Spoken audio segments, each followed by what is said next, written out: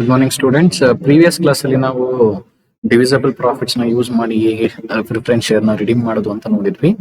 ಅದೇ ತರ ಇನ್ನೊಂದು ಪ್ರಾಬ್ಲಮ್ ನೋಡೋಣ based on divisible profits. Following are the extract from the balance sheet of XYZ Limited as on 31st December 2019. Share capital 50,000, equity share of rupees 10 each, fully paid rupees 5 lakh, and 3,000 10% preference share of rupees 100 each, fully paid rupees 3 lakh. Reserves and surplus, here the capital reserve 50,000, security premium 50,000, general reserve 75,000, profit and loss account rupees 3 lakh. So previous problem explain ಮಾಡಿದಂಗೆ ಇಲ್ಲಿ capital reserves ನಾವು use ಮಾಡುವಾಗಿಲ್ಲ.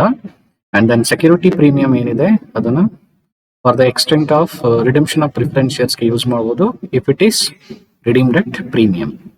On 31st January 2020, the board of directors decided to redeem the preference share at par by utilization of reserves. So ಇಲ್ಲಿ par ಅಲ್ಲಿ ಮಾಡ್ತಾ ಇರೋದ್ರಿಂದ premium calculation ಮಾಡೋ ಅವಶ್ಯಕತೆ ಇಲ್ಲ.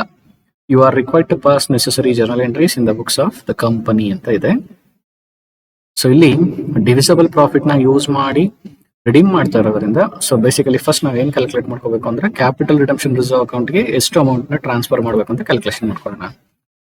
So calculation of amount transferred to capital redemption reserve account out of divisible profit.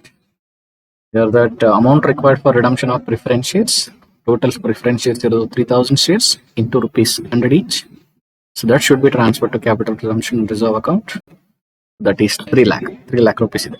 ಈ 3 lakh ನ ಯಾವ್ದ್ರಿಂದ ತಗೊಳ್ಬಹುದು ಅಂತಂದ್ರೆ ಪ್ರೊವೈಡೆಡ್ ಔಟ್ ಜನರಲ್ ರಿಸರ್ವ್ 75,000. ಯಾಕಂದ್ರೆ ಪ್ರಾಬ್ಲಮ್ ಅಲ್ಲಿ ಜನರಲ್ ರಿಸರ್ವ್ ಅಲ್ಲಿ ಬರೀ 75,000 ಇದೆ. ಆ 75,000 ನ ತಗೊಳ್ತಾ ಇದೀವಿ. And then provided out of profit and loss account 2,25,000. Remaining 2,25,000 ನ ಪ್ರಾಫಿಟ್ ಅಂಡ್ ಲಾಸ್ ಅಕೌಂಟ್ ಇಂದ ನಾವು ತಗೊಳ್ಬಹುದು. ಯಾಕಂದ್ರೆ ಇಲ್ಲಿ ನೋಡಿ ಜನರಲ್ ರಿಸರ್ವ್ ಅಲ್ಲಿ 75,000 ಇತ್ತು, ಫುಲ್ ಯುಟಿಲೈಸ್ ಮಾಡ್ಕೊಂಡಿದೀವಿ. And then profit and loss account ಅಲ್ಲಿ 3 lakh ಇತ್ತೆ, ನಮಗೆ ಬೇಕಾಗೋದು ಓನ್ಲಿ 2,25,000. ಅದನ್ನ ಪ್ರಾಫಿಟ್ ಅಂಡ್ ಲಾಸ್ ಅಕೌಂಟ್ ಇಂದ ತಗೊಂಡಿದ್ವಿ. ಸೊ ಟೋಟಲ್ ಅಲ್ಲಿ ಕ್ಯಾಪಿಟಲ್ ರಿಡಂಪ್ಷನ್ ರಿಸರ್ವ್ ಅಕೌಂಟ್ ಗೆ 3 lakh rupees ನಾವು ಟ್ರಾನ್ಸ್ಫರ್ ಮಾಡಬೇಕಾಗುತ್ತೆ. So go for that general entry in the books of XYZ Company Limited. Journal entry at the date 1/1/2020. So creation of capital redemption reserve account creation ಮಾಡಬೇಕು. ಇಲ್ಲಿ ಎರಡು sources ಇಂದ ನಾವು ತಗೊಳ್ತಾ ಇದೀವಿ. ಒಂದು ಜನರಲ್ ರಿಸರ್ವ್, ಮತ್ತೊಂದು profit and loss account. General reserve account debtor 75,000, profit and loss account debtor 2,25,000 to capital redemption reserve account 3 lakh. So total amount is 3 lakh. Being amount transferred from general reserve and profit and loss account to capital redemption reserve account. Then actual redemption na ಮಾಡಬೇಕು.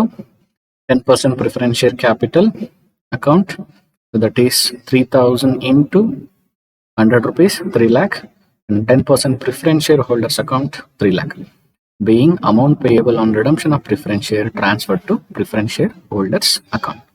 Then the next one is the last one, the final payment. 10% preference share holders account data 3 lakh to bank account 3 lakh, being the amount paid on redemption of preference shares.